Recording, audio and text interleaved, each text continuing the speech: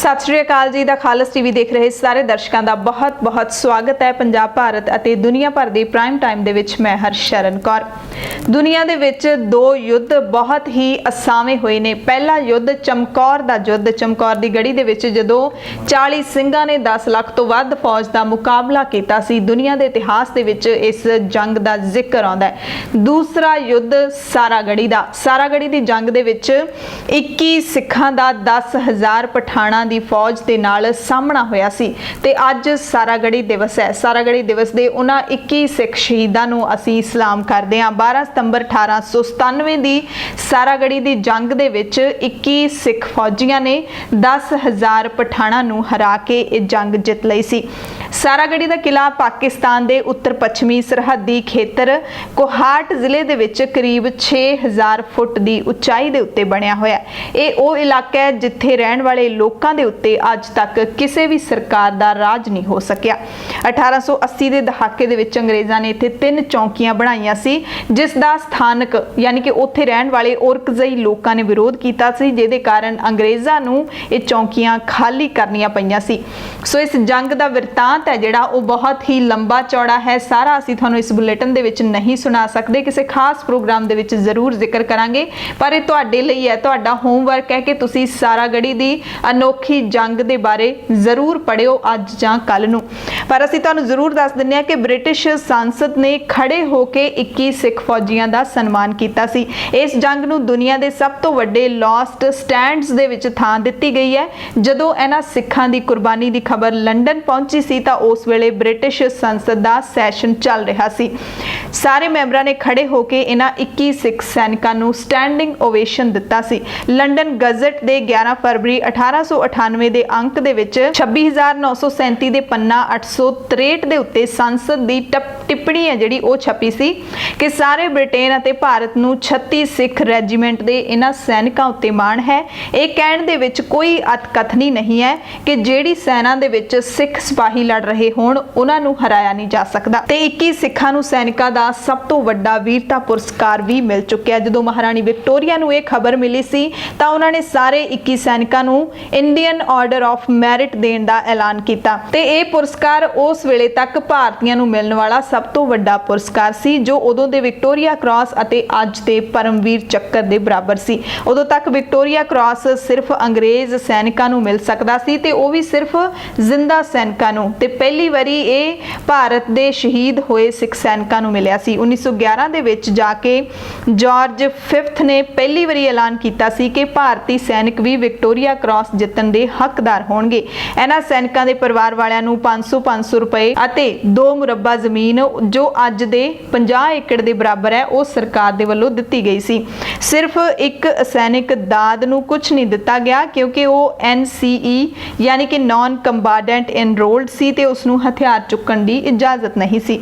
British सरकार दी इस सब तो वड्डी ना इंसाफी मनी जाती है क्योंकि असैनिक हुंदियां होइयां भी दाद ने अपनी राइफल जां संगीन दे नाल घट्टो घट्ट 5 पठाणा नूं मारिया सी। जंग तो बाद मेजर जनरल यीटमैन बिग्स ने कहा सी कि 21 सिख सैनिकां दी शहादत अते बहादरी नूं ब्रिटिश सैनिक इतिहास दे विच हमेशा सुनहरे अखरां दे नाल लिखिया जावेगा। सो असीं सैल्यूट करदे हां उन्हां सिख फौजियां दी बहादरी नूं, उन्हां दी शहीदी नूं। अज दे बुलेटिन दे विच तुहानूं दसांगे कि पंजाब दे विच हुण स्मार्ट राशन कार्ड दे नाल राशन मिलेगा। पंजाब दा साबका DGP सुमेध सैनी हाले तक फरार है। मोहाली अदालत ने गिरफ्तारी वारंट जारी कर दिते ने। 25 सितंबर तक पेश होने के हुक्म दिते ने।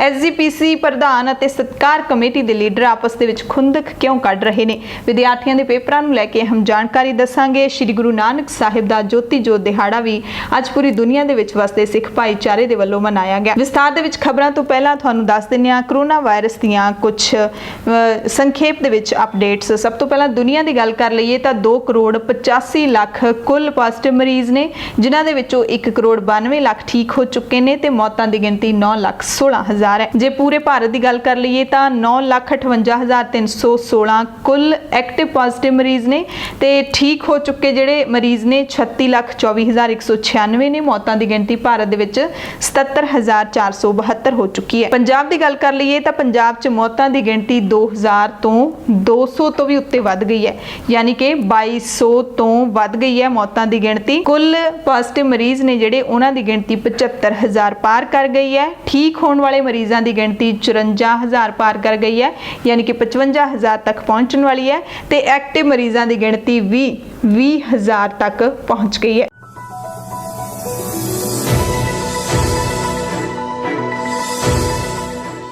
पूरे पंजाब दीयां खबरां दे विच सब तो पहलां तुहानूं दस्सांगे कि कल नूं पंजाब दे विच करफ्यू नहीं लगेगा। सिर्फ ते सिर्फ आवाजाही ते करफ्यू नहीं लगेगा, सिर्फ दुकानां ने जिहड़ियां ओह बंद रहणगीਆਂ क्योंकि कल नूं नीट दी प्रीखिया है पूरे भारत दे विच।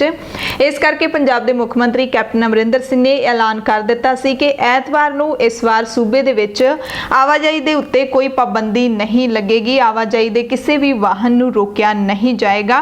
हालांकि सूबा सरकार ने सारे शहरां ते कस्बियां दे विच एक करफ्यू जिहड़ा लाया होया ऐतवार दा, पर 13 सितंबर नूं ऐतवार नूं करफ्यू नहीं लगेगा, दुकानां पर बंद रहणगीਆਂ। पंजाब दीयां खबरां दे विच दसांगे कि श्री गुरु नानक साहिब सिख कौम दे पहले गुरु, सिख कौम दे बानी श्री गुरु नानक साहिब दा ज्योति जोत दिहाड़ा पूरी दुनिया विच वसदे सिख भाईचारे दे वल्लों बड़ी ही शरधा भावना दे नाल मनाया गया। सुल्तानपुर लोधी गुरु नानक साहिब दे नाल संबंधित इतिहासिक स्थान है, इतिहासिक नगरी है।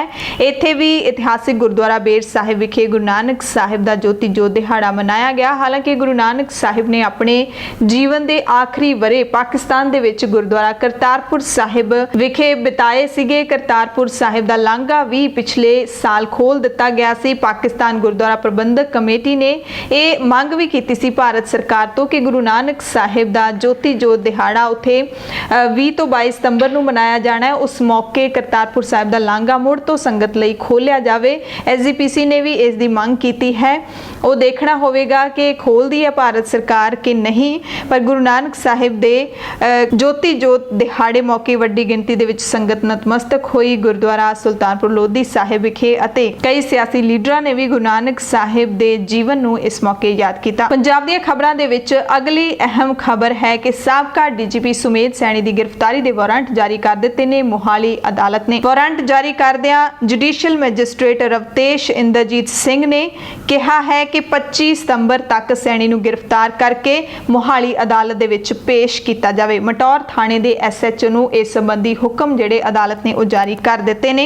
यह हुक्म सिट दी अर्जी दे उत्ते जारी किए गए ने अदालत दे वल्लों। उधर मोहाली पुलिस दी स्पैशल जांच टीम है, उसदे वल्लों भी दावा किया जा रहा है कि असीं सैनी नूं लभण दे लई थां थां ते छापेमारी कर रहे हैं, पर हाले तक सैनी लभ्या नहीं है। अगली खबर अमृतसर तो है, जिथे खालड़ा मिशन ऑर्गेनाइजेशन दे वल्लों सैनी दी गिरफ्तारी दे लई धरना दिता गया। खालड़ा मिशन ऑर्गेनाइजेशन वल्लों सैनी दी गिरफ्तारी दे लई जिहड़े पोस्टर बनाए गए सी धरने दे विच उन्हां ते खास तौर ते लिखिया गया है गुरां दा पंजाब मंगे सैनी दी गिरफ्तारी, बादल कियां भाजपा कियां कांग्रेसियां दे घुरनियां ते होवे छापेमारी। यह जिहड़ा धरना है 3 जथेबंदियां दे वल्लों लाया गया। खालड़ा मिशन ऑर्गेनाइजेशन, पंजाब मनुखी अधिकार संगठन अते मनुखी अधिकार इंसाफ संघर्ष कमेटी, ये सारियां जथेबंदियां दे कारकुन अमृतसर दे भंडारी पुल दे उत्ते इकट्ठे होए, जिथे इन्हां ने नारेबाजी की, सैनी दी गिरफ्तारी दी मंग की। बीबी परमजीत कौर खालड़ा जो कि खालड़ा मिशन ऑर्गेनाइजेशन दे प्रधान ने, उन्होंने कहा कि पुलिस साबका DGP सुमेध सैनी नूं गिरफ्तार करन दे विच ढिल मठ वरत रही है ते उस नूं किसे ने पनाह दित्ती हुई है, यह उन्होंने दावा किया। साबका DGP दी गिरफ्तारी दे वास्ते दल खालसा जथेबंदी दे वल्लों भी बहादरी पुरस्कार दा ऐलान किया जा चुका है। उधर जे सुप्रीम कोर्ट दे विच सुमेध सैनी दी जमानत अर्जी की गल कर लईए तां सुप्रीम कोर्ट ने इस अर्जी नूं डिफेक्टेड लिस्ट दे विच पा दिता है, यानी कि रद्द ही कर दिती है एक तरीके दे नाल सुमेध सैनी दी अगाऊं जमानत दी अर्जी। ते सुप्रीम कोर्ट ने कहा है कि ये अर्जी है जिहड़ी ओह चंगे तरीके दे नाल दाखिल नहीं कीती गई ते डिफेक्टेड लिस्ट विच पाउण दा मतलब है कि सैनी दी जमानत अर्जी दे विच त्रुटियां पाईयां गईयां ने। हुण हो सकदा है कि सुमेध सैनी मुड़ तो उह त्रुटियां नूं खत्म करके मुड़ तो अगाऊं जमानत दी अर्जी लैके सुप्रीम कोर्ट पहुंच जावे। अगली खबर है, पंजाब सरकार ने सरकारी विभागां दे विच काम करन वाले मुलाजमां दीयां बदलियां दे उत्ते मुकम्मल रोक ला दित्ती है 31 मार्च 2021 तक। यानी कि पंजाब दे विच जिन्ने भी सरकारी मुलाजम ने उन्हां दी किसी दी भी 31 मार्च 2021 तक बदली नहीं हो सकती। जे बहुत ही जरूरी है, एमरजेंसी है, तां परसोनल विभाग दे राही मुख मंत्री कैप्टन अमरिंदर सिंह दी आग्या दे नाल ही कोई तबादला हो सकदा ਸਕਦਾ ਹੈ, ਨਹੀਂ ਤਾਂ ਬਦਲੀਆਂ ਰੋਕ ਦਿੱਤੀਆਂ ਗਈਆਂ ਨੇ। ਅਗਲੀ ਅਹਿਮ ਖਬਰ ਹੈ ਕਿ ਪੂਰੇ ਭਾਰਤ ਦੇ ਵਿੱਚ ਪੈਟਰੋਲ ਤੇ ਡੀਜ਼ਲ ਦੀਆਂ ਕੀਮਤਾਂ ਘਟੀਆਂ ਨੇ। ਕਦੇ-ਕਦੇ ਹੀ ਇਹ ਖਬਰ ਸੁਣਨ ਨੂੰ ਮਿਲਦੀ ਹੈ ਜਦੋਂ ਮਹਿੰਗਾਈ ਘਟਣ ਦੀ ਖਬਰ ਆਉਂਦੀ ਹੋਵੇ, ਨਹੀਂ ਤਾਂ ਲਗਾਤਾਰ ਕੋਰੋਨਾ ਵਾਇਰਸ ਦੀ ਮਹਾਮਾਰੀ ਦੇ ਵਿੱਚ ਮਹਿੰਗਾਈ ਵੱਧਦੀ ਹੀ ਜਾ ਰਹੀ ਸੀ, ਖਾਸ ਕਰਕੇ ਡੀਜ਼ਲ ਤੇ ਪੈਟਰੋਲ ਦੇ ਰੇਟ। ਡੀਜ਼ਲ ਦੇ ਰੇਟ ਵਿੱਚ 12 ਪੈਸੇ ਪ੍ਰਤੀ ਲੀਟਰ ਦੀ ਕਮੀ ਹੋਈ ਹੈ, ਜਿਹਦੇ ਨਾਲ ਡੀਜ਼ਲ ਹੁਣ 73 ਰੁਪਏ ਪ੍ਰਤੀ ਲੀਟਰ ਤੇ ਆ ਗਿਆ ਹੈ। ਇਹ ਦਿੱਲੀ ਦੇ ਰੇਟ ਨੇ। ਪੈਟਰੋਲ ਦੇ ਭਾਅ ਦੇ ਵਿੱਚ 13 ਪੈਸੇ ਪ੍ਰਤੀ ਲੀਟਰ ਦੀ ਕਟੌਤੀ ਕੀਤੀ ਗਈ ਹੈ, ਜਿਹਦੇ ਨਾਲ ਪੈਟਰੋਲ ਹੁਣ ਦਿੱਲੀ ਦੇ ਵਿੱਚ 81 ਰੁਪਏ 86 ਪੈਸੇ ਪ੍ਰਤੀ ਲੀਟਰ ਹੋ ਗਿਆ। ਪੰਜਾਬ ਦੀਆਂ ਖਬਰਾਂ ਦੇ ਵਿੱਚ ਅਗਲੀ ਅਹਿਮ ਖਬਰ ਕਿਸਾਨਾਂ ਦੇ ਨਾਲ ਜੁੜੀ ਹੋਈ ਹੈ। ਕਿਸਾਨਾਂ ਨੇ ਕੇਂਦਰ ਵੱਲੋਂ ਲਿਆਂਦੇ ਜਾ ਰਹੇ 3 ਖੇਤੀ ਆਰਡੀਨੈਂਸਾਂ ਦੇ ਖਿਲਾਫ 15 ਸਤੰਬਰ ਨੂੰ ਨੈਸ਼ਨਲ ਹਾਈਵੇ ਬੰਦ ਕਰਨ ਦਾ ਐਲਾਨ ਕੀਤਾ। ਇਹ ਪੰਜਾਬ ਦੇ ਕਿਸਾਨਾਂ ਦੇ ਵੱਲੋਂ ਐਲਾਨ ਕੀਤਾ ਗਿਆ। ਹਾਲਾਂਕਿ ਪਿਛਲੇ ਕਈ ਦਿਨਾਂ ਤੋਂ ਕਿਸਾਨ ਜਥੇਬੰਦੀਆਂ ਆਪੋ ਆਪਣੇ ਜ਼ਿਲ੍ਹਿਆਂ ਦੇ ਵਿੱਚ ਧਰਨੇ ਪ੍ਰਦਰਸ਼ਨ ਕਰ ਰਹੀਆਂ ਨੇ ਤੇ ਇਹਨਾਂ ਖੇਤੀ ਆਰਡੀਨੈਂਸਾਂ ਨੂੰ ਰੱਦ ਕਰਨ ਦੀ ਮੰਗ ਕਰ ਰਹੀਆਂ ਨੇ ਤੇ ਹੁਣ ਭਾਰਤੀ ਕਿਸਾਨ ਯੂਨੀਅਨ ਨੇ 15 ਸਤੰਬਰ ਨੂੰ ਸੂਬੇ ਭਰ ਦੇ ਵਿੱਚ ਸਾਰੇ ਕੌਮੀ ਸ਼ਾਹਰਾਹ ਬੰਦ ਕਰਨ ਦਾ ਐਲਾਨ ਕੀਤਾ ਹੈ। 15 ਸਤੰਬਰ ਨੂੰ ਦੁਪਹਿਰੇ 12 ਵਜੇ ਤੋਂ ਲੈ ਕੇ 2 ਵਜੇ ਤੱਕ ਪੂਰੇ 2 ਘੰਟੇ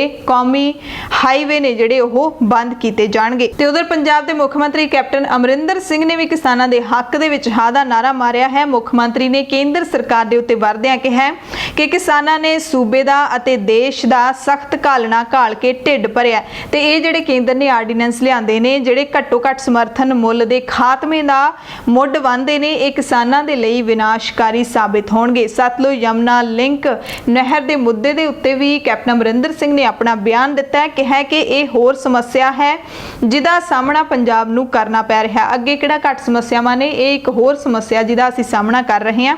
ਹਾਲਾਂਕਿ ਉਹਨਾਂ ਨੇ ਹਾਲ ਹੀ ਦੇ ਵਿੱਚ ਕੇਂਦਰੀ ਜਲ ਸਰੋਤ ਮੰਤਰੀ ਅਤੇ ਹਰਿਆਣਾ ਦੇ ਮੁੱਖ ਮੰਤਰੀ ਨਾਲ ਬੈਠਕ ਵੀ ਕੀਤੀ ਸੀ, ਪਰ ਉਹ ਕਹਿੰਦੇ ਨੇ ਕਿ ਇਹ ਸਮੱਸਿਆ ਹਾਲੇ ਵੀ ਸੂਬੇ ਦਾ ਪਿੱਛਾ ਨਹੀਂ ਛੱਡ ਰਹੀ। ਪਿਘਲ ਰਹੇ ਗਲੇਸ਼ੀਅਰਾਂ ਅਤੇ ਸੂਬੇ ਵਿੱਚ ਪਾਣੀ ਦੇ ਲਗਾਤਾਰ ਡਿੱਗਦੇ ਜਾ ਰਹੇ ਪੱਧਰ ਦਾ ਹਵਾਲਾ ਦਿੰਦਿਆਂ ਸੀਐਮ ਨੇ ਕਿਹਾ ਕਿ ਸਥਿਤੀ ਨਾਜ਼ੁਕ ਹੈ। ਸੂਬਾ ਕਿਸੇ ਵੀ ਹੋਰ ਸੂਬੇ ਨੂੰ ਪਾਣੀ ਦੇਣ ਦੀ ਹਾਲਤ ਦੇ ਵਿੱਚ ਬਿਲਕੁਲ ਨਹੀਂ ਹੈ। ਅਗਲੀ ਖਬਰ ਬਠਿੰਡਾ ਤੋਂ ਹੈ, ਕਿਸਾਨਾਂ ਦੇ ਨਾਲ ਹੀ ਜੁੜੀ ਹੋਈ ਹੈ। ਭਾਰਤੀ ਕਿਸਾਨ ਯੂਨੀਅਨ ਸਿੱਧੂਪੁਰ ਦੇ ਵੱਲੋਂ ਬਠਿੰਡਾ ਦੇ ਵਿੱਚ ਲਾਏ ਮੋਰਚੇ ਦੌਰਾਨ ਮਿੰਨੀ ਸਕੱਤਰੇਤ ਦੇ 3 ਗੇਟਾਂ ਦੇ ਉੱਤੇ ਧਾਵਾ ਬੋਲਿਆ ਸੀ ਅਤੇ ਅਫਸਰਾਂ ਅਤੇ ਮੁਲਾਜ਼ਮਾਂ ਨੂੰ ਬੰਦੀ ਬਣਾਇਆ ਗਿਆ ਸੀ। ਇਸ ਮਾਮਲੇ ਦੇ ਵਿੱਚ ਬਠਿੰਡਾ ਪੁਲਿਸ ਨੇ 200 ਤੋਂ ਵੱਧ ਕਿਸਾਨਾਂ ਅਤੇ ਕਿਸਾਨ ਲੀਡਰਾਂ ਦੇ ਖਿਲਾਫ ਕੇਸ ਦਰਜ ਕੀਤੇ ਨੇ ਤੇ ਇਹਨਾਂ 200 ਕਿਸਾਨਾਂ ਦੇ ਵਿੱਚ ਕਿਸਾਨ ਔਰਤਾਂ ਵੀ ਸ਼ਾਮਿਲ ਨੇ। ਇਹਨਾਂ ਸਾਰਿਆਂ ਖਿਲਾਫ ਦਫਾ 188, 269, 370 ਅਤੇ ਡਿਜ਼ਾਸਟਰ ਮੈਨੇਜਮੈਂਟ ਐਕਟ ਦੇ ਤਹਿਤ ਕਾਰਵਾਈ ਕੀਤੀ ਗਈ ਹੈ। ਐਫਆਈਆਰ ਦੇ ਵਿੱਚ ਲਿਖਿਆ ਗਿਆ ਹੈ ਕਿ ਭਾਰਤੀ ਕਿਸਾਨ ਯੂਨੀਅਨ ਸਿੱਧੂਪੁਰ ਨੇ ਮਿੰਨੀ ਸਕੱਤਰੇਤ ਮੂਹਰੇ ਧਰਨਾ ਲਾਇਆ, ਜਿਸ ਦੌਰਾਨ ਨਾ ਤਾਂ ਸਮਾਜਿਕ ਦੂਰੀ ਦਾ ਧਿਆਨ ਰੱਖਿਆ ਗਿਆ, ਨਾ ਹੀ ਮਾਸਕ ਪਾਏ ਗਏ। ਫਿਲਹਾਲ ਪੁਲਿਸ ਨੇ ਗ੍ਰਿਫਤਾਰੀ ਕੋਈ ਨਹੀਂ ਕੀਤੀ, ਨਾ ਹੀ ਮਾਮਲੇ ਦੀ ਜਾਂਚ ਹੈ ਜਿਹੜੀ ਉਹ ਸ਼ੁਰੂ ਕੀਤੀ ਹੈ। ਪੰਜਾਬ ਦੇ ਮੁੱਖ ਮੰਤਰੀ ਕੈਪਟਨ ਅਮਰਿੰਦਰ ਸਿੰਘ ਨੇ ਸ਼ਨੀਵਾਰ ਨੂੰ ਸੂਬੇ ਦੇ ਵਿੱਚ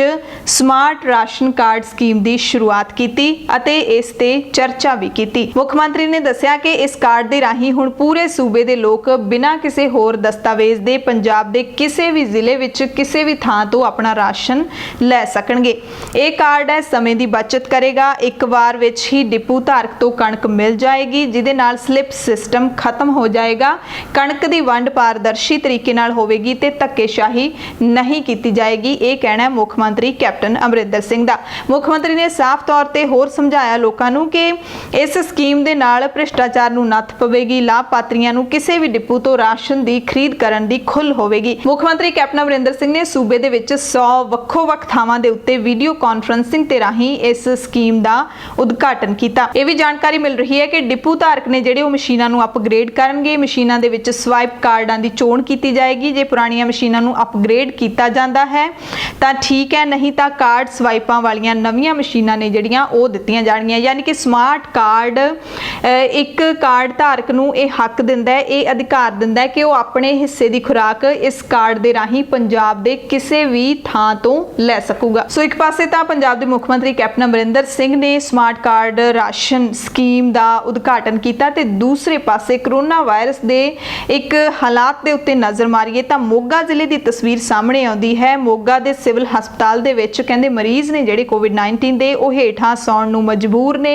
गंदगी दे उत्थे ढेर लगे हुए ने ते सरकार दे दावियां दी पोल है जिहड़ी ਉਹ खुल गई है, फूक निकल गई है। मोगा दे सिविल हस्पताल दे डेंगू वार्ड दे विच दाखिल एक मरीज ने दस्सिया कि इत्थे किसी तरह का कोई प्रबंध नहीं है, सफाई का बिल्कुल ध्यान नहीं रखा जाता। उन्होंने ये भी कहा कि सानू पीण लई पानी भी घरों लियाउणा पैंदा है। इस सारी जिहड़ी रिपोर्टिंग कीती है जी पंजाब हरियाणा हिमाचल दे पत्रकार दे वल्लों कीती गई है। जी पंजाब हरियाणा हिमाचल दे पत्रकार ने जदों ऑर्थो वार्ड दे विच जाके देखिया तां उत्थे 2 मरीज़ां दी हालत बड़ी ही तरसयोग सी, जिन्हां दे शरीर दे विच कीड़े चल रहे सी। इस बारे जदों मोगा दे SMO तो पूछा गया, उन्होंने कहा कि दोवें मरीज़ां दा कोई भी कॉन्टैक्ट नहीं है ते इस संबंधी असीं समाज सेवी संस्था ते पुलिस नूं भी जानकारी दित्ती हुई है। पर इहदा मतलब ये नहीं हुंदा कि जे किसी मरीज़ दा कोई वाली वारस नहीं हैगा उहदे हस्पताल दे विच इस तरीके दे नाल मंदे हाल कर दित्ते जाण। अगली खबर तलवंडी साबो तो है, जिथे तलवंडी साबो पावर प्लांट बनावाली दे विच एक व्यक्ति दी कन्वेनर बेल्ट दे विच आउण कारण मौत हो गई। मृतक दी पछाण जगतार सिंह 26 साल दा नौजवान है, पिंड भलाईके दा रहण वाला है, मानसा जिले दा। कोले नूं भट्ठियां तक ले जाण वाले कन्वेनर बेल्ट दे उत्ते तैनात सी,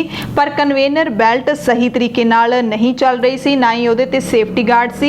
ਉਹਦੇ ਵਿੱਚ ਜਗਤਾਰ ਫਸ ਗਿਆ ਤੇ ਉਸ ਦੀ ਮੌਤ ਹੋ ਗਈ। ਦੇਹ ਨੂੰ ਸਿਵਲ ਹਸਪਤਾਲ ਮਾਨਸਾ ਦੇ ਵਿੱਚ ਪੋਸਟਮਾਰਟਮ ਦੇ ਲਈ ਰੱਖਿਆ ਗਿਆ। ਇਸ ਦੇ ਰੋਸ ਦੇ ਵਜੋਂ ਸਮੂਹ ਥਰਮਲ ਵਰਕਰਾਂ ਨੇ ਥਰਮਲ ਦੇ ਗੇਟ ਦੇ ਮੂਹਰੇ ਧਰਨਾ ਲਾ ਕੇ ਮੰਗ ਕੀਤੀ ਕਿ ਮ੍ਰਿਤਕ ਦੇ ਪਰਿਵਾਰ ਨੂੰ 50 ਲੱਖ ਰੁਪਏ ਦਿੱਤੇ ਜਾਣ ਤੇ ਦੋਸ਼ੀਆਂ ਦੇ ਖਿਲਾਫ ਬਣਦੀ ਕਾਰਵਾਈ ਹੈ ਜਿਹੜੀ ਉਹ ਕੀਤੀ ਜਾਵੇ। ਇਹਨਾਂ ਸਾਰੇ ਪ੍ਰਦਰਸ਼ਨਕਾਰੀਆਂ ਨੇ ਥਰਮਲ ਦੇ ਗੇਟ ਦੇ ਮੂਹਰੇ ਨਾਅਰੇਬਾਜ਼ੀ ਵੀ ਕੀਤੀ ਅਧਿਕਾਰੀਆਂ ਦੇ ਖਿਲਾਫ। ਅਗਲੀ ਖਬਰ ਹੈ BSF ਨੇ ਫਿਰੋਜ਼ਪੁਰ ਦੇ ਵਿੱਚ ਕੌਮਾਂਤਰੀ ਸਰਹੱਦ ਉੱਤੇ ਹਥਿਆਰਾਂ ਦਾ ਜ਼ਖੀਰਾ बरामद किया। 3 AK-47 2 M16 राइफलों ते वड्डी गिनती विच असला फड़े जाने की जानकारी दी है। DIG हैडकुआटर के मुताबिक अबोर दी 124वीं बटालियन दे जवानां वल्लों सवेरे गजनी वाला चौंकी लागे गश्त कर रहे सी जदों तां पाकिस्तान वाले पासियों भारतीय सरहद विच सुट्टे असले दे जखीरे ते उन्हां दी नज़र पई, जिस तो बाद यह सारा जखीरा बरामद किया गया। अगली खबर मोगा तो है, जिथे ADGP अमन कानून ने पुलिस अधिकारियों सुरक्षा एजेंसियां नूं चौकस करते हुए सख्त सुरक्षा प्रबंध करने लई कहा है, क्योंकि 6 फॉर जस्टिस जथेबंदी वालों किसानां नूं पंजाब विच 13 सितंबर नूं रेलां रोकण दा सद्दा दिता गया। ADGP ने कहा कि 6 फॉर जस्टिस दे वालों किसानां नूं 13 सितंबर नूं रेत नाल भरीआं ट्रालियां दे नाल रेल मार्ग जाम करन दी हदायत दित्ती गई है। इस करके सुरक्षा दे मद्देनज़र असीं सख्त सुरक्षा प्रबंधां दी तैयारी कर लई है। 6 फॉर जस्टिस ने यह ऐलान करते हुए पंजाब दे करजई किसानां दी माली मदद 3000 तो वधा के $3500 3 महीने लई देण दी गल भी आखी है, पर शर्त रखी है कि तुसीं 13 सितंबर नूं पंजाब दे विच रेलां रोकणीਆਂ ने। 6 फॉर जस्टिस दे कानूनी सलाहकार गुरपतवंत सिंह पन्नू ने लाइव वीडियो दे विच सरकार दे वल्लों जिहड़ा उसदी जायदाद जब्त करन दा हुक्म सुनाया गया। केंद्र सरकार दे वल्लों उस ते भी कहा है कि जायदादां कोई अहमियत नहीं रखदियां, क्योंकि जमीन चुक के दिल्ली नहीं लिजा सकदे, यानी कि उन्हां दा कहना है कि जायदाद मेरी जब्त कर लो, मेरे लिए कोई वड्डी गल नहीं है। अगली खबर श्री मुक्तसर साहिब तो है, जिथे साइकिल चलाओ कोरोना भजाओ मुहिम के तहत मुक्तसर साहिब के सैकड़े पिंडां दे विच साइकिल रैली कड्ढी गई, लोकां नूं जागरूक किया गया। इस मुहिम नूं जिला पुलिस मुखी डी सुडरविली का भी सहयोग मिल रहा है, जिस तो बाद नौजवान ने जिहड़े मुक्तसर साइकिल राइडर्स क्लब इन्हां दे वल्लों आम लोकां नूं जागरूक किया जा रहा है कि कोरोना वायरस की बीमारी तो बचण लई तुसीं अपने शरीर की एक्सरसाइज करो, साइकिल चलाओ। ते एक प्रेरणादायक जिहड़ी साइकिल रैली वो कड्ढी गई। ये रैली श्री मुक्तसर साहिब अबोर बाईपास तो सवेरे सवेरे शुरू करके इलाके के दर्जन भर पिंडां तो हुंदी हुई 75 किलोमीटर का सफर तय करके वापस श्री मुक्तसर साहिब जाके समाप्त हुई ते राह दे विच लोकां नूं जागरूक किया गया। श्रोमणी गुरुद्वारा प्रबंधक कमेटी के प्रधान भाई गोबिंद सिंह लोंगोवाल ने श्री अकाल तख्त साहिब के कार्यकारी जथेदार ज्ञानी हरप्रीत सिंह नूं अपील की है कि वो एक उच्च पद्धरी कमेटी बनाउण जो कि सत्कार कमेटियां दे कोलों संगत पासों चुक के लिआंदे पावन सरूपां अते होर समान दे वेरवे इकट्ठे करे। उन्होंने इन्हां वेरविआं नूं जनतक करन दी भी मांग की है। दरअसल सत्कार कमेटियां अते होर सिख जथेबंदियां ने पावन सरूपां दी बेअदबी दे मामले दे विच 14 दसंबर नूं श्री दरबार साहिब विखे स्थित गुरुद्वारा मंजी साहिब दीवान हाल विखे इकट्ठ करन दा ऐलान किया गया, जिस ते भाई गोबिंद सिंह लोंगोवाल दे वल्लों प्रतिक्रिया यह दित्ती गई है। इन्हां जथेबंदियां ने 1-2 दिन पहला जिला पुलिस मुखी नूं अमृतसर दे पुलिस मुखी नूं मंग पत्र भी दिता सी ते इस मामले दी यानी कि पावन सरूपां दे मामले दी उच्च पद्धरी जांच दी मंग भी कीती सी। SGPC ਡੀਸੀ ਪ੍ਰਧਾਨ ਨੇ ਹੁਣ ਸਤਿਕਾਰ ਕਮੇਟੀ ਦੇ ਆਗੂਆਂ ਨੂੰ ਸਵਾਲ ਕੀਤਾ ਕਿ ਉਹ ਇਸ ਮਾਮਲੇ ਵਿੱਚ ਸਿਆਸਤ ਕਰਨ ਦੀ ਥਾਂ ਇਹ ਦੱਸਣ ਕਿ ਜਿਹੜੇ ਪਾਵਨ ਸਰੂਪ ਉਹ ਪਿਛਲੇ ਕੁਝ ਸਾਲਾਂ ਦੇ ਵਿੱਚ ਲੋਕਾਂ ਦੇ ਘਰੋਂ ਚੁੱਕ ਕੇ ਲਿਆਏ ਨੇ ਉਹ ਕਿੱਥੇ ਨੇ। ਅਗਲੀ ਖਬਰ ਵੀ ਸ੍ਰੀ ਗੁਰੂ ਗ੍ਰੰਥ ਸਾਹਿਬ ਜੀ ਦੇ ਸਤਿਕਾਰ ਦੇ ਨਾਲ ਜੁੜੀ ਹੋਈ ਹੈ। ਸ਼੍ਰੋਮਣੀ ਗੁਰਦੁਆਰਾ ਪ੍ਰਬੰਧਕ ਕਮੇਟੀ ਨੇ ਸ੍ਰੀ ਗੁਰੂ ਗ੍ਰੰਥ ਸਾਹਿਬ ਜੀ ਦੇ ਸਤਿਕਾਰ ਸੰਬੰਧੀ ਜਿਹੜੀਆਂ ਸ਼ਿਕਾਇਤਾਂ ਆਉਂਦੀਆਂ ਨੇ ਉਹਨਾਂ ਦੇ ਨਿਪਟਾਰੇ ਦੇ ਲਈ ਤੇ ਉਹਨਾਂ ਮਾਮਲਿਆਂ ਦੇ ਨਾਲ ਨਜਿੱਠਣ ਦੇ ਵਾਸਤੇ 5 ਮੈਂਬਰੀ ਪ੍ਰਚਾਰਕਾਂ ਦੀ ਇੱਕ ਟੀਮ ਬਣਾਈ ਹੈ। ਇਹ ਪ੍ਰਚਾਰਕਾਂ ਦੀ ਟੀਮ ਸ੍ਰੀ ਅਕਾਲ ਤਖਤ ਸਾਹਿਬ ਦੇ ਵੱਲੋਂ ਕੀਤੇ ਹੁਕਮਾਂ ਤੋਂ ਬਾਅਦ ਬਣਾਈ ਗਈ ਹੈ। ਟੀਮ ਦੇ ਵਿੱਚ ਹੈੱਡ ਪ੍ਰਚਾਰਕ ਭਾਈ ਜਗਦੇਵ ਸਿੰਘ, ਪ੍ਰਚਾਰਕ ਭਾਈ ਸਰਬਜੀਤ ਸਿੰਘ ਟੋਟੀਆਂ, ਭਾਈ ਬਲਵੰਤ ਸਿੰਘ, ਭਾਈ ਅਮਰ ਸਿੰਘ ਤੇ ਭਾਈ ਸਤਵੰਤ ਸਿੰਘ ਸ਼ਾਮਿਲ ਨੇ। ਇਹ 5 ਮੈਂਬਰੀ ਪ੍ਰਚਾਰਕਾਂ ਦੀ ਜਿਹੜੀ ਟੀਮ ਹੈ ਕੋਈ ਵੀ ਸ਼ਿਕਾਇਤ ਜਿਹੜੀ ਗੁਰੂ ਸਾਹਿਬ ਦੇ ਸਤਿਕਾਰ ਨੂੰ ਲੈ ਕੇ ਆਵੇਗੀ ਉਸ ਦੇ ਆਉਣ ਤੇ ਪਹਿਲਾਂ ਉਹ ਸ਼੍ਰੋਮਣੀ ਕਮੇਟੀ ਦੇ ਹਲਕਾ ਮੈਂਬਰ ਨੂੰ ਸੂਚਿਤ ਕਰੇਗੀ, ਤੁਰੰਤ ਨੇੜਲੇ ਗੁਰਦੁਆਰੇ ਦੇ ਮੈਨੇਜਰ ਦੇ ਰਾਹੀਂ ਲੋੜੀਂਦੀ ਕਾਰਵਾਈ ਸ਼ੁਰੂ ਕਰਵਾਏਗੀ। ਖੁਦ ਵੀ ਇਹ ਟੀਮ ਮੌਕੇ ਤੇ ਪਹੁੰਚੇਗੀ। ਜੇ ਕਿਸੇ ਥਾਂ ਵੱਡਾ ਸੰਜੀਦਾ ਮਾਮਲਾ ਹੋਇਆ ਹੋਵੇ ਤਾਂ ਸ੍ਰੀ ਅਕਾਲ ਤਖਤ ਸਾਹਿਬ ਤੋਂ 5 ਪਿਆਰਿਆਂ ਦਾ ਸਹਿਯੋਗ ਵੀ ਇਹ ਕਮੇਟੀ ਹੈ ਜਿਹੜੀ ਉਹ ਲੈ ਸਕਦੀ ਹੈ। ਦਰਅਸਲ ਕੁਝ ਦਿਨ ਪਹਿਲਾਂ ਸ੍ਰੀ ਅਕਾਲ ਤਖਤ ਸਾਹਿਬ ਦੇ ਜਥੇਦਾਰ ਨੇ ਸਤਿਕਾਰ ਕਮੇਟੀ ਦੀਆਂ ਜਿਹੜੀਆਂ ਸ਼ਿਕਾਇਤਾਂ ਆਈਆਂ ਸੀ ਉਸ ਦਾ ਗੰਭੀਰ ਨੋਟਿਸ ਲਿਆ ਸੀ ਅਤੇ ਅਜਿਹੇ ਮਾਮਲੇ ਸ਼੍ਰੋਮਣੀ ਕਮੇਟੀ ਨੂੰ ਨਜਿੱਠਣ ਵਾਸਤੇ ਇੱਕ ਕਮੇਟੀ ਬਣਾਉਣ ਦੇ ਲਈ ਵੀ ਕਿਹਾ ਗਿਆ ਸੀ। ਅੱਗੇ ਇਹ ਖਬਰ ਹੈ ਕਿ ਸ੍ਰੀ ਅਕਾਲ ਤਖਤ ਸਾਹਿਬ ਦੇ ਕਾਰਜਕਾਰੀ ਜਥੇਦਾਰ ਗਿਆਨੀ ਹਰਪ੍ਰੀਤ ਸਿੰਘ ਨੇ ਸ਼੍ਰੋਮਣੀ ਗੁਰਦੁਆਰਾ ਪ੍ਰਬੰਧਕ ਕਮੇਟੀ ਨੂੰ ਹੁਕਮ ਕੀਤਾ ਹੈ ਕਿ ਸ਼੍ਰੋਮਣੀ ਕਮੇਟੀ 1920 ਤੋਂ ਲੈ ਕੇ ਹੁਣ ਤੱਕ ਦੀਆਂ ਜਿੰਨੀਆਂ ਵੀ ਪ੍ਰਕਾਸ਼ਨਾਵਾਂ ਸੀ ਉਹਨਾਂ ਨੂੰ ਮੁੜ ਛਾਪੇ ਅਤੇ ਨੌਵੇਂ ਪਾਤਸ਼ਾਹ ਸ੍ਰੀ ਗੁਰੂ ਤੇਗ ਬਹਾਦਰ ਸਾਹਿਬ ਦੇ 400 ਸਾਲਾ ਪ੍ਰਕਾਸ਼ ਪੁਰਬ ਨੂੰ ਸਮਰਪਿਤ ਇਹਨਾਂ ਪ੍ਰਕਾਸ਼ਨਾਵਾਂ ਦੀਆਂ ਗੁਰਦੁਆਰਿਆਂ ਅਤੇ ਵਿਦਿਅਕ ਅਦਾਰਿਆਂ ਦੇ ਵਿੱਚ ਪ੍ਰਦਰਸ਼ਨੀਆਂ ਲਾਈਆਂ ਜਾਣ ਅਤੇ ਕਮੇਟੀ ਆਪਣੀਆਂ 2 ਬੱਸਾਂ ਦਾ ਪ੍ਰਬੰਧ ਵੀ ਕਰੇ ਜਿਨ੍ਹਾਂ ਰਾਹੀਂ ਗੁਰਦੁਆਰਿਆਂ, ਸਕੂਲਾਂ ਤੇ ਕਾਲਜਾਂ ਦੇ ਵਿੱਚ ਪ੍ਰਦਰਸ਼ਨੀਆਂ ਲਾਈਆਂ ਜਾ ਸਕਣ। ਇਹਦੇ ਨਾਲ ਨੌਜਵਾਨਾਂ ਦੇ ਵਿੱਚ ਪੜ੍ਹਨ ਦੀ ਰੁਚੀ ਪੈਦਾ ਹੋਏਗੀ। ਉਹਨਾਂ ਕਿਹਾ ਕਿ ਨਵੀਂ ਪੀੜ੍ਹੀ ਨੂੰ ਗੁਰਬਾਣੀ, ਸਿੱਖ ਇਤਿਹਾਸ ਅਤੇ ਸਿਧਾਂਤਾਂ ਬਾਰੇ ਜਾਣਨਾ ਚਾਹੀਦਾ ਹੈ। ਪੁਸਤਕਾਂ ਨੌਜਵਾਨਾਂ ਨੂੰ ਘੱਟ ਰੇਟ ਉੱਤੇ ਦਿੱਤੀਆਂ ਜਾ ਸਕਦੀਆਂ ਨੇ ਤੇ ਛੋਟੇ ਕਿਤਾਬਚੇ ਨੇ ਜਿਹੜੇ ਉਹ ਮੁਫਤ ਵੰਡਣੇ ਚਾਹੀਦੇ ਨੇ। ਇਹ ਸ੍ਰੀ ਅਕਾਲ ਤਖਤ ਸਾਹਿਬ ਦੇ ਜਥੇਦਾਰ ਗਿਆਨੀ ਹਰਪ੍ਰੀਤ ਸਿੰਘ ਦਾ ਹੁਕਮ ਹੈ। ਪਟਿਆਲਾ ਦੀ ਪੰਜਾਬੀ ਯੂਨੀਵਰਸਿਟੀ ਦੇ ਮੇਨ ਗੇਟ ਦੇ ਬਾਹਰ ਵਿਦਿਆਰਥੀ ਜਥੇਬੰਦੀਆਂ, Punjab radical students union, all India research scholar association ਅਤੇ ਡੈਮੋਕ੍ਰੈਟਿਕ ਸਟੂਡੈਂਟਸ ਆਰਗੇਨਾਈਜੇਸ਼ਨ ਦੇ ਵੱਲੋਂ ਕੇਂਦਰ ਸਰਕਾਰ ਦੇ ਜੰਮੂ ਕਸ਼ਮੀਰ 'ਚ ਭਾਸ਼ਾ ਬਿੱਲ 2020 ਦੇ ਖਿਲਾਫ ਪ੍ਰਦਰਸ਼ਨ ਕੀਤਾ ਗਿਆ ਜਿਹਦੇ ਵਿੱਚ ਪੰਜਾਬੀ ਭਾਸ਼ਾ ਨੂੰ ਮਨਫੀ ਕਰ ਦਿੱਤਾ ਗਿਆ। ਉਹਨਾਂ ਕਿਹਾ ਕਿ ਪਿਛਲੇ ਸਾਲ 5 ਅਗਸਤ ਨੂੰ ਜੰਮੂ ਕਸ਼ਮੀਰ 'ਚੋਂ ਧਾਰਾ 370, 35 ਇਹ ਹਟਾ ਕੇ ਸੂਬੇ ਦਾ ਦਰਜਾ ਖੋਹ ਕੇ ਕੇਂਦਰ ਸ਼ਾਸਿਤ ਪ੍ਰਦੇਸ਼ ਬਣਾ ਦਿੱਤੇ ਗਏ।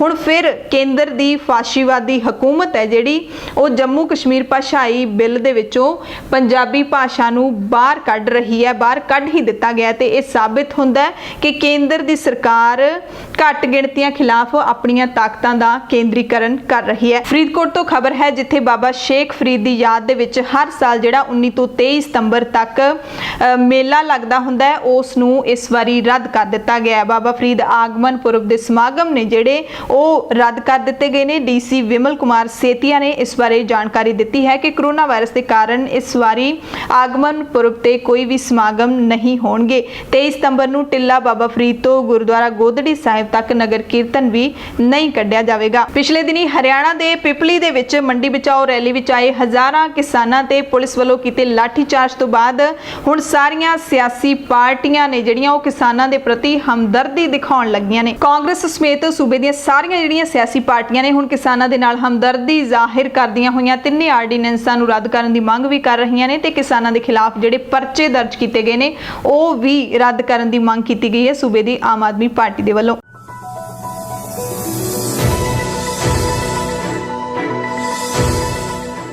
ਪੂਰੇ ਭਾਰਤ ਦੀਆਂ ਖਬਰਾਂ ਦੇ ਵਿੱਚ ਸਭ ਤੋਂ ਪਹਿਲਾਂ ਗੱਲ ਕਰਾਂਗੇ ਜੇਈ ਪ੍ਰੀਖਿਆ ਦੇ ਨਤੀਜਿਆਂ ਦੀ। ਮੇਨ ਪ੍ਰੀਖਿਆ ਦਾ ਨਤੀਜਾ ਐਲਾਨ ਦਿੱਤਾ ਗਿਆ ਹੈ। ਇਸ ਪ੍ਰੀਖਿਆ ਦੇ ਵਿੱਚ 24 ਵਿਦਿਆਰਥੀਆਂ ਨੇ 100% ਅੰਕ ਹਾਸਲ ਕੀਤੇ ਨੇ ਪੂਰੇ ਭਾਰਤ ਦੇ ਵਿੱਚੋਂ। NTA ਯਾਨੀ ਕਿ ਨੈਸ਼ਨਲ ਟੈਸਟਿੰਗ ਏਜੰਸੀ ਨੇ ਇਹਨਾਂ ਨਤੀਜਿਆਂ ਦਾ ਐਲਾਨ ਕੀਤਾ ਤੇ ਨਤੀਜੇ ਵੇਖਣ ਦੇ ਲਈ ਉਮੀਦਵਾਰ ntaresults.nic.in ਜਾਂ ਫਿਰ jeemain.nta.nic.in ਦੇ ਉੱਤੇ ਜਾ ਕੇ ਦੇਖ ਸਕਦੇ ਨੇ ਤੇ ਜਿਹੜੀ ਜੇਈ ਐਡਵਾਂਸ ਦੀ ਅਧਿਕਾਰਿਤ ਵੈਬਸਾਈਟ ਹੈ ਉਸ ਤੇ ਵੀ ਨਤੀਜਿਆਂ ਦੀ ਜਾਣਕਾਰੀ ਦਿੱਤੀ ਗਈ ਹੈ। ਤੇਲੰਗਾਨਾ ਦੇ 8 ਵਿਦਿਆਰਥੀ ਨੇ ਜਿਨ੍ਹਾਂ ਨੇ 100% ਤੋਂ ਵੱਧ ਅੰਕ ਹਾਸਲ ਕੀਤੇ ਨੇ। ਦਿੱਲੀ ਦੇ 5 ਵਿਦਿਆਰਥੀ, ਰਾਜਸਥਾਨ ਦੇ 4, ਆਂਧਰਾ ਪ੍ਰਦੇਸ਼ ਦੇ 3, ਹਰਿਆਣਾ ਦੇ 2, ਗੁਜਰਾਤ ਅਤੇ ਮਹਾਰਾਸ਼ਟਰ ਦੇ 1-1 ਵਿਦਿਆਰਥੀ ਨੇ 100% ਅੰਕ ਹਾਸਲ ਕੀਤੇ ਨੇ। ਪੰਜਾਬ ਦੇ ਕਿਸੇ ਵੀ ਵਿਦਿਆਰਥੀ ਨੇ 100% ਅੰਕ ਹਾਸਲ ਨਹੀਂ ਕੀਤੇ ਇਸ ਪ੍ਰੀਖਿਆ ਦੇ ਵਿੱਚ। ਇਸ ਵਾਰ ਜੇਈ ਮੇਨ ਦੀ ਪ੍ਰੀਖਿਆ ਦਾ ਵੱਡੇ ਪੱਧਰ ਤੇ ਵਿਰੋਧ ਕੀਤਾ ਗਿਆ ਸੀ। ਵਿਰੋਧ ਦੇ ਬਾਵਜੂਦ ਪ੍ਰੀਖਿਆ ਲਈ ਗਈ ਤੇ ਹੁਣ ਇਸ ਦਾ ਨਤੀਜਾ ਵੀ ਐਲਾਨ ਦਿੱਤਾ ਗਿਆ। 1 ਤਰੀਕ ਤੋਂ ਲੈ ਕੇ 6 ਸਤੰਬਰ ਤੱਕ ਇਹ ਪ੍ਰੀਖਿਆ ਜਿਹੜੀ ਚੱਲੀ ਸੀ, 1 ਸਤੰਬਰ ਤੋਂ 6 ਸਤੰਬਰ ਤੱਕ। ਇਸ ਵਾਰ 8,58,273 ਉਮੀਦਵਾਰਾਂ ਨੇ ਮੁੱਖ ਪ੍ਰੀਖਿਆ 2020 ਦੇ ਵਿੱਚ ਆਪਣਾ ਨਾਮ ਰਜਿਸਟਰਡ ਕੀਤਾ ਸੀ, ਪਰ 74% ਵਿਦਿਆਰਥੀਆਂ ਨੇ ਹੀ ਇਹ ਪ੍ਰੀਖਿਆ ਦਿੱਤੀ। ਇਹ ਪ੍ਰੀਖਿਆ 2 ਸ਼ਿਫਟਾਂ ਦੇ ਵਿੱਚ ਲਈ ਗਈ ਸੀ। ਸੋ ਜੇਈ ਮੇਨ ਦੀ ਪ੍ਰੀਖਿਆ 1 ਅਤੇ 2 ਦੇ ਨਤੀਜਿਆਂ ਦੇ ਆਧਾਰ ਉੱਤੇ 2,45,000 ਵਿਦਿਆਰਥੀ ਐਡਵਾਂਸਡ ਪ੍ਰੀਖਿਆ ਦੇ ਵਿੱਚ ਬੈਠ ਸਕਣਗੇ। ਇਹ ਪ੍ਰੀਖਿਆ 27 ਸਤੰਬਰ ਨੂੰ ਹੋਵੇਗੀ ਤੇ ਇਹਦੇ ਵਿੱਚ ਪਾਸ ਹੋਣ ਵਾਲੇ ਜਿਹੜੇ ਵਿਦਿਆਰਥੀ ਨੇ ਉਹ IIT ਦੇ ਵਿੱਚ ਦਾਖਲਾ ਲੈ ਸਕਣਗੇ। ਯਾਨੀ ਕਿ ਇਹ ਪ੍ਰੀਖਿਆ ਹੁੰਦੀ ਹੈ ਇੰਜੀਨੀਅਰਿੰਗ ਦੇ ਵਿਦਿਆਰਥੀਆਂ ਦੇ ਲਈ, ਜਿਨ੍ਹਾਂ ਨੇ ਇੰਜੀਨੀਅਰਿੰਗ ਕਰਨੀ ਹੈ ਟੌਪ ਦੇ ਕਾਲਜਾਂ ਦੇ ਵਿੱਚੋਂ, ਉਹਨਾਂ ਦੇ ਲਈ ਇਹ ਪ੍ਰੀਖਿਆ ਪੂਰੇ ਦੇਸ਼ ਦੇ ਵਿੱਚ ਹਰ ਸਾਲ ਲਈ ਜਾਂਦੀ ਹੈ। ਤੇ ਇਸ ਦੇ ਨਾਲ ਹੀ ਦੱਸ ਦਈਏ ਕਿ ਨੀਟ ਦੀ ਪ੍ਰੀਖਿਆ ਹੈਗੀ ਹੈ, ਜਿਹੜੀ ਮੈਡੀਕਲ ਦੇ ਪੜ੍ਹਾਈ ਕਰਨ ਵਾਲੇ ਵਿਦਿਆਰਥੀ ਜਿਨ੍ਹਾਂ ਨੇ ਮੈਡੀਕਲ ਦੇ ਵਿੱਚ ਦਾਖਲਾ ਲੈਣਾ ਹੁੰਦਾ ਹੈ, ਮੈਡੀਕਲ ਵਿਦਿਆ ਦੇ ਵਿੱਚ, ਉਹਨਾਂ ਦੇ ਲਈ ਨੀਟ ਦਾ ਜਿਹੜਾ ਐਂਟਰੈਂਸ ਐਗਜ਼ਾਮ ਹੁੰਦਾ ਹੈ ਭਾਰਤ ਦੇ ਵਿੱਚ, ਉਹ ਪ੍ਰੀਖਿਆ ਕੱਲ ਨੂੰ ਹੋਵੇਗੀ, ਯਾਨੀ ਕਿ 13 ਸਤੰਬਰ ਐਤਵਾਰ ਨੂੰ ਪੂਰੇ ਭਾਰਤ ਦੇ ਵਿੱਚ ਨੀਟ ਦੀ ਪ੍ਰੀਖਿਆ ਹੋਣ ਜਾ ਰਹੀ ਹੈ। ਅਗਲੀ ਅਹਿਮ ਖਬਰ ਹੈ ਕਿ DGCA ਨੇ ਕਿਹਾ ਹੈ ਕਿ ਜੇ ਕੋਈ ਉਡਾਣ ਦੌਰਾਨ ਫੋਟੋ ਖਿੱਚਦਾ ਮਿਲ ਗਿਆ ਤਾਂ ਉਸ ਮਾਰਗ ਦੇ ਉੱਤੇ ਉਡਾਣ 2 ਹਫ਼ਤਿਆਂ ਦੇ ਲਈ ਰੱਦ ਕਰ ਦਿੱਤੀ ਜਾਵੇਗੀ। DGCA ਨੂੰ ਬੁੱਧਵਾਰ ਨੂੰ ਇੰਡੀਗੋ ਤੋਂ ਚੰਡੀਗੜ੍ਹ ਤੋਂ ਮੁੰਬਈ ਜਾਣ ਵਾਲੀ ਉਡਾਣ ਦੇ ਵਿੱਚ ਸੁਰੱਖਿਆ ਅਤੇ ਸਮਾਜਿਕ ਦੂਰੀ ਪ੍ਰੋਟੋਕਾਲ ਦੀ ਕਥਿਤ ਉਲੰਘਣਾ ਕਰਨ ਦੇ ਮਾਮਲੇ ਤੋਂ ਬਾਅਦ ਇਹ ਜਿਹੜਾ ਐਲਾਨ ਕੀਤਾ ਗਿਆ ਹੈ ਕਿ ਹਵਾਈ ਉਡਾਣ ਦੌਰਾਨ ਜੇ ਕਿਸੇ ਨੇ ਵੀ ਫੋਟੋਗ੍ਰਾਫੀ ਕੀਤੀ ਤਾਂ 2 ਹਫ਼ਤਿਆਂ ਦੇ ਲਈ ਉਡਾਣ ਹੈ ਜਿਹੜੀ ਉਸ ਰਨਵੇ ਦੇ ਉੱਤੇ, ਉਸ ਰੂਟ ਦੇ ਉੱਤੇ ਜਿਹੜੀ ਉਡਾਣ ਹੈ ਉਹ ਰੱਦ ਕਰ ਦਿੱਤੀ ਜਾਏਗੀ। ਸੋ ਇੱਕ ਯਾਤਰੀ ਦੀ ਵੀ ਜੇ ਗਲਤੀ ਇਹ ਹੋਏਗੀ ਉਸ ਦਾ ਖਮਿਆਜ਼ਾ ਪਤਾ ਨਹੀਂ ਕਿੰਨੇ ਲੋਕਾਂ ਨੂੰ ਭੁਗਤਣਾ ਪਏਗਾ। ਅੱਗੇ ਗੱਲ ਕਰ ਲੈਂਦੇ ਹਾਂ ਰੇਲ ਗੱਡੀਆਂ ਦੀ। ਪੂਰੇ ਭਾਰਤ ਦੇ ਵਿੱਚ ਅੱਜ ਤੋਂ 80 ਹੋਰ ਵਿਸ਼ੇਸ਼ ਰੇਲ ਗੱਡੀਆਂ ਚਾਲੂ ਕਰ ਦਿੱਤੀਆਂ ਗਈਆਂ ਨੇ। ਰਿਜ਼ਰਵੇਸ਼ਨ 10 ਸਤੰਬਰ ਤੋਂ ਸ਼ੁਰੂ ਕਰ ਦਿੱਤੀ ਗਈ ਸੀ। ਇਹ ਰੇਲ ਗੱਡੀਆਂ ਇਸ ਵੇਲੇ ਜਿਹੜੀਆਂ ਪਹਿਲਾਂ ਹੀ ਚੱਲ ਰਹੀਆਂ 230 ਟ੍ਰੇਨਾਂ ਨੇ, ਉਹਨਾਂ ਦੇ ਵਿੱਚ ਹੋਰ ਐਡ ਹੋਈਆਂ ਨੇ ਇਹ ਟ੍ਰੇਨਾਂ, ਤੇ ਹੁਣ 310 ਟ੍ਰੇਨਾਂ ਪੂਰੇ ਭਾਰਤ ਦੇ ਵਿੱਚ ਕੁੱਲ ਵਿਸ਼ੇਸ਼ ਟ੍ਰੇਨਾਂ ਦੇ ਰੂਪ ਦੇ ਵਿੱਚ ਚੱਲਣਗੀਆਂ। 230 ਪਹਿਲਾਂ ਹੀ ਚੱਲ ਰਹੀਆਂ ਸੀ ਤੇ 80 ਹੋਰ ਐਡ ਹੋ ਗਈਆਂ ਨੇ। ਤੇ ਹੁਣ ਇਹਨਾਂ ਰੇਲ ਗੱਡੀਆਂ ਦੇ ਵਿੱਚ ਸਫ਼ਰ ਕਰਨ ਵਾਲੇ ਜਿਹੜੇ ਯਾਤਰੀ ਨੇ ਉਹਨਾਂ ਨੂੰ ਕੁਝ ਗੱਲਾਂ ਦਾ ਧਿਆਨ ਰੱਖਣਾ ਹੋਏਗਾ। ਸਾਰੀਆਂ ਗੱਡੀਆਂ ਪੂਰੀ ਤਰ੍ਹਾਂ ਦੇ ਨਾਲ ਰਾਖਵੀਆਂ ਹੋਣਗੀਆਂ, ਯਾਨੀ ਕਿ ਤੁਹਾਨੂੰ ਸਟੇਸ਼ਨ ਦੇ ਉੱਤੇ ਜਾ ਕੇ ਟਿਕਟ ਨਹੀਂ ਮਿਲੇਗੀ, ਪਹਿਲਾਂ ਹੀ ਤੁਹਾਨੂੰ ਟਿਕਟ ਹੈ ਜਿਹੜੀ ਉਹਦੀ ਬੁਕਿੰਗ ਕਰਵਾਉਣੀ ਪਏਗੀ। ਕੋਵਿਡ ਪ੍ਰੋਟੋਕਾਲ ਦੀ ਪਾਲਣਾ ਰੇਲ ਗੱਡੀਆਂ ਦੇ ਵਿੱਚ ਕਰਨੀ ਹੋਏਗੀ। ਜਿਹੜਾ ਵੀ ਰੇਲਵੇ ਨੇ ਪ੍ਰੋਟੋਕਾਲ ਤੁਹਾਡੇ ਲਈ ਦਿੱਤਾ ਹੋਏਗਾ, ਜਦੋਂ ਤੁਸੀਂ ਉਹਦੇ ਵਿੱਚ ਚੜ੍ਹਨਾ ਹੈਗਾ ਰੇਲ ਗੱਡੀਆਂ ਦੇ ਵਿੱਚ, ਤੁਹਾਨੂੰ ਜਿਹੜਾ ਸਾਰਾ ਦੱਸਿਆ ਵੀ ਜਾਏਗਾ ਜਾਂ ਕਿਸੇ ਵੀ ਰੂਪ ਦੇ ਵਿੱਚ ਰੇਲਵੇ ਦੇ ਵੱਲੋਂ ਦੱਸਿਆ ਜਾਏਗਾ, ਜਾਂ ਤੁਸੀਂ ਵੈਬਸਾਈਟ ਤੇ ਦੇਖ ਸਕਦੇ ਹੋ। ਯਾਤਰਾ ਤੋਂ 90 ਮਿੰਟ ਪਹਿਲਾਂ ਤੁਹਾਨੂੰ ਸਟੇਸ਼ਨ ਤੇ ਪਹੁੰਚਣਾ ਪਏਗਾ ਤਾਂ ਜੋ ਥਰਮਲ ਸਕਰੀਨਿੰਗ ਕੀਤੀ ਜਾ ਸਕੇ, ਯਾਨੀ ਕਿ 1.5 ਘੰਟਾ ਪਹਿਲਾਂ ਪਹੁੰਚਣਾ ਪਏਗਾ। ਆਰੋਗਿਆ ਸੇਤੂ ਐਪ ਹਰ ਯਾਤਰੀ ਦੇ ਫੋਨ ਦੇ ਵਿੱਚ ਹੋਣੀ ਚਾਹੀਦੀ ਹੈ। ਯਾਤਰਾ ਦੌਰਾਨ ਰੇਲਵੇ ਦੇ ਵੱਲੋਂ ਕੰਬਲ, ਚਾਦਰਾਂ, ਪਰਦੇ ਇਹ ਕੁਝ ਵੀ ਪ੍ਰਦਾਨ ਨਹੀਂ ਕੀਤੇ ਜਾਣਗੇ। ਯਾਤਰਾ ਦੌਰਾਨ ਮਾਸਕ ਪਾਉਣੇ ਲਾਜ਼ਮੀ ਹੋਣਗੇ। ਅਗਲੀ ਖਬਰ ਰਾਜਧਾਨੀ ਦਿੱਲੀ ਤੋਂ ਹੈ, ਵੀ ਯਾਤਰਾ ਦੇ ਨਾਲ ਜੁੜੀ ਹੋਈ ਹੈ। ਯਾਤਰਾ ਦੇ ਨਾਲ ਜੁੜੀ ਹੋਈ ਖਬਰ ਮੈਟਰੋ ਰੇਲ ਦੀ ਹੈ। ਦਿੱਲੀ ਮੈਟਰੋ ਦੇ ਸਾਰੇ ਰੂਟਸ ਤੇ ਹੁਣ ਸੇਵਾਵਾਂ ਨੇ ਜਿਹੜੀਆਂ ਉਹ ਸ਼ੁਰੂ ਕਰ ਦਿੱਤੀਆਂ ਗਈਆਂ ਨੇ। DMRC ਨੇ ਟਵੀਟ ਕਰਕੇ ਇਸ ਦਾ ਐਲਾਨ ਕੀਤਾ ਹੈ, ਕਿਉਂਕਿ ਪਹਿਲਾਂ ਸਿਰਫ ਯੈਲੋ ਲਾਈਨ ਤੇ ਸ਼ੁਰੂ ਕੀਤੀ ਗਈ ਸੀ, ਉਸ ਤੋਂ ਬਾਅਦ ਰੈੱਡ ਲਾਈਨ ਤੇ ਗ੍ਰੀਨ ਲਾਈਨ ਦੇ ਉੱਤੇ ਵੀ ਯਾਤਰਾ ਸ਼ੁਰੂ ਕੀਤੀ ਗਈ।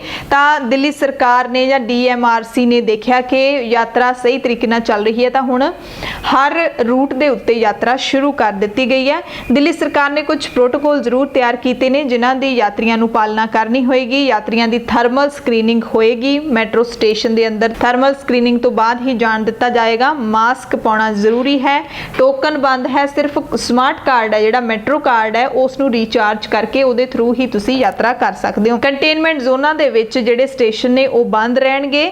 ਮੈਟਰੋ ਸਵੇਰੇ 6 ਵਜੇ ਤੋਂ ਰਾਤ 11 ਵਜੇ ਤੱਕ ਚਾਲੂ ਕਰ ਦਿੱਤੀ ਗਈ ਹੈ। ਪਹਿਲਾਂ ਸੀ ਕਿ ਸਵੇਰੇ 4 ਘੰਟੇ, ਸ਼ਾਮ ਨੂੰ 4 ਘੰਟੇ, ਹੁਣ ਸਵੇਰੇ 6 ਤੋਂ ਰਾਤ ਨੂੰ 11 ਵਜੇ ਤੱਕ ਚੱਲੇਗੀ। ਯਾਤਰੀਆਂ ਦੇ ਵਿਚਕਾਰ 1 ਮੀਟਰ ਦੀ ਦੂਰੀ ਬਣਾ ਕੇ ਰੱਖਣਾ ਜ਼ਰੂਰੀ ਹੈ। ਸੀਟਾਂ ਦੇ ਉੱਤੇ ਵੀ ਮਾਰਕਿੰਗ ਕਰ ਦਿੱਤੀ ਗਈ ਹੈ ਸੋਸ਼ਲ ਡਿਸਟੈਂਸਿੰਗ ਬਣਾਈ ਰੱਖਣ ਦੇ ਲਈ। ਸਟੇਸ਼ਨ ਤੇ ਕੋਈ ਭੀੜ ਨਾ ਹੋਵੇ ਇਸ ਲਈ ਮੈਟਰੋ ਸਟਾਫ ਤੇ ਸਿਵਲ ਵਲੰਟੀਅਰ ਤੈਨਾਤ ਕੀਤੇ ਗਏ ਨੇ। ਯਾਤਰੀਆਂ ਦੇ ਕੋਲ ਜਿਹੜਾ ਸਮਾਨ ਹੋਏਗਾ ਉਸ ਨੂੰ ਵੀ ਸੈਨੀਟਾਈਜ਼ ਕਰਨਾ ਪਵੇਗਾ। 에ਅਰ ਕੰਡੀਸ਼ਨ ਦੀ ਵਰਤੋਂ ਨਵੀਆਂ ਗਾਈਡਲਾਈਨਸ ਦੇ ਆਧਾਰ ਦੇ ਉੱਤੇ ਮੈਟਰੋ ਟ੍ਰੇਨ ਦੇ ਵਿੱਚ ਕੀਤੀ ਜਾ ਰਹੀ ਹੈ ਤਾਂ ਜੋ ਤਾਜ਼ੀ ਹਵਾ ਦੀ ਮਾਤਰਾ ਟ੍ਰੇਨ ਦੇ ਵਿੱਚ ਨਿਰੰਤਰ ਰਹੇ। ਹੁਣ ਅਗਲੀ ਖਬਰ ਹੈ ਭਾਰਤ ਦੀ ਸਿਆਸਤ ਦੇ ਨਾਲ ਜੁੜੀ ਹੋਈ। ਕਾਂਗਰਸ ਦੇ ਵਿੱਚ ਵੱਡਾ ਫੇਰਬਦਲ ਕੀਤਾ ਗਿਆ। ਕਿਹਦਾ ਅਹੁਦਾ ਘਟਿਆ ਹੈ, ਕਿਹਦਾ ਵਧਿਆ ਹੈ, ਇਹ ਸਾਰੀ ਜਾਣਕਾਰੀ ਤੁਹਾਨੂੰ ਦੇ ਦਿੰਨੇ ਆ। ਕਾਂਗਰਸ ਪ੍ਰਧਾਨ ਦੀ ਸੱਤਾ ਸੰਭਾਲਣ ਤੋਂ ਤਕਰੀਬਨ 13 ਮਹੀਨੇ ਬਾਅਦ ਸੋਨੀਆ ਗਾਂਧੀ ਨੇ ਪਾਰਟੀ ਦੇ ਉੱਚ ਪੱਧਰ ਦੇ ਉੱਤੇ ਵੱਡੀਆਂ ਤਬਦੀਲੀਆਂ कीतियां ने। सोनिया गांधी के समर्थन के लिए 6 लीडरां की विशेष कमेटी भी बनाई गई है। सब तो पहली गल कर लैंदे जनरल सकत्तरां दी। सब तो वड्डी तरक्की मिली है रणदीप सुरजेवाला नूं, जो कि राहुल गांधी के सब तो खास मन्ने जांदे ने। रणदीप इस वक्त मीडिया इंचार्ज का काम देख रहे सी, हुण उन्हां नूं जनरल सैकटरी दे नाल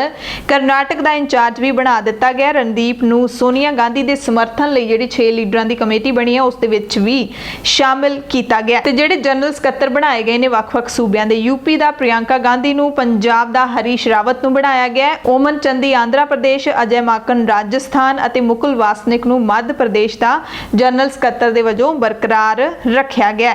कुछ बजुर्ग लीडर ने जिन्हां नूं जिम्मेवारी तो मुक्त कर दिता गया। गुलाम नबी आजाद, मल्लिकार्जुन खड़गे, अंबिका सोनी, मोतीलाल वोरा, लुइजिनो फ्लेरियो, इन्हां नूं जनरल सकत्तर दे अहुदे तो हटा दिता गया। ते चिट्ठी लिखण वाले समूह का सब तो वड्डा चेहरा गुलाम नबी आजाद सीगे, जिन्हां ने चिट्ठी लिख के मंग कीती सी कि गांधी परिवार नूं हुण लांबे हो जाना चाहिए प्रधानगी तो। पर नाल इह भी रोचक गल है कि गुलाम नबी आजाद अते आनंद शर्मा ये दोवें ने जिहड़े ये भी चिट्ठी लिखण दे विच शामिल सी, इन्हां नूं वर्किंग कमेटी दे मैंबर बना दिता गया।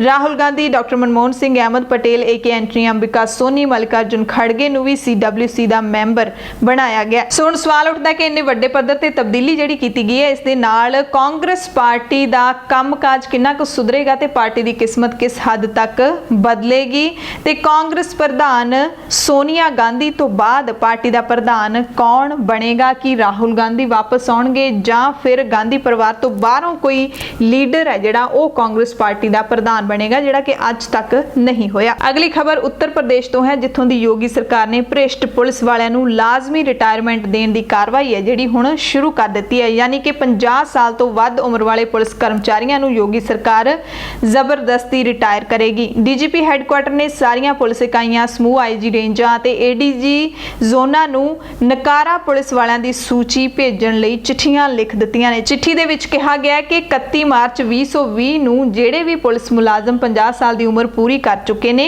उन्हां दी स्क्रीनिंग की जाए, यह हुक्म किया गया। इस दे नाल ही कांस्टेबल तो इंस्पैक्टर के रैंक तो लैके पुलिस मुलाजमां नूं लाजमी रिटायरमेंट देण लई स्क्रीनिंग की जाएगी।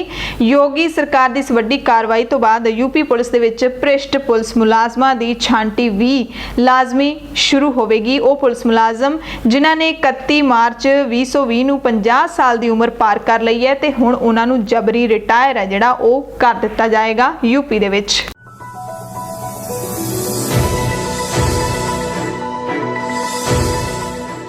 दुनिया भर ਦੀਆਂ ਖਬਰਾਂ ਦੇ ਵਿੱਚ ਸਭ ਤੋਂ ਪਹਿਲਾਂ ਗੱਲ ਕਰਾਂਗੇ ਅਮਰੀਕਾ ਦੀ, ਜਿੱਥੇ 19 ਸਾਲ ਪਹਿਲਾਂ ਦੇ ਅੱਤਵਾਦੀ ਹਮਲੇ 9/11 ਦੀ ਵਰ੍ਹੇਗੰਢ ਮਨਾਈ ਗਈ ਤੇ ਮੈਮੋਰੀਅਲ ਪ੍ਰੋਗਰਾਮ 11 ਸਤੰਬਰ 2020 ਨੂੰ ਨਿਊਯਾਰਕ ਦੇ ਵਿੱਚ 2 ਥਾਵਾਂ ਤੇ ਕਰਵਾਇਆ ਗਿਆ। ਪਹਿਲਾ ਵਰਲਡ ਟ੍ਰੇਡ ਸੈਂਟਰ ਦੇ ਵਿੱਚ ਬਣੀ ਯਾਦਗਾਰ ਤੇ ਦੂਸਰਾ ਨੇੜਲੇ ਸਥਾਨ ਦੇ ਉੱਤੇ ਮਨਾਇਆ ਗਿਆ। ਦੇਸ਼ ਦੇ ਰੱਖਿਆ ਮੰਤਰਾਲੇ ਨੇ ਪੀੜਤ ਪਰਿਵਾਰਾਂ ਨੂੰ ਯਾਦਗਾਰੀ ਪ੍ਰੋਗਰਾਮ ਦੇ ਵਿੱਚ ਸ਼ਾਮਲ ਹੋਣ ਦੀ ਆਗਿਆ ਨਹੀਂ ਦਿੱਤੀ ਗਈ ਸੀ। ਦਰਅਸਲ ਇਸ ਮੌਕੇ ਨਿਊਯਾਰਕ ਸਿਟੀ ਦੇ ਵਿੱਚ नीली रोशनी का खास प्रबंध किया गया। शहर दीयां 2 मशहूर इमारतों तो आसमान वाल नूं जाण वालियां 2 बीम लाइटां ने याद करवाया कि अमरीका ने उस अतवादी हमले विच अपने लोकां नूं गवाया सी।